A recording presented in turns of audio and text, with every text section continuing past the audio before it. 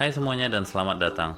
Hari ini saya memiliki Mac mini terbaru dari 2024 dengan chip M4 dan saya akan menunjukkan kepada Anda bagaimana cara mudah menghubungkan perangkat Bluetooth apapun ke Mac ini. Pertama-tama Anda harus pergi ke pengaturan Mac Anda dan kemudian klik pada Bluetooth.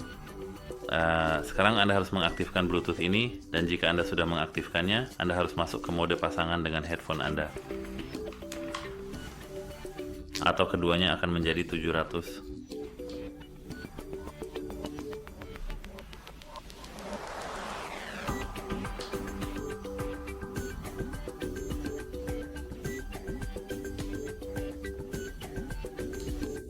Seperti yang kita lihat sekarang, kita memiliki headphone di sini. Kita hanya perlu mengklik sambungkan. Itu saja. Semoga ini membantu Anda. Selamat tinggal.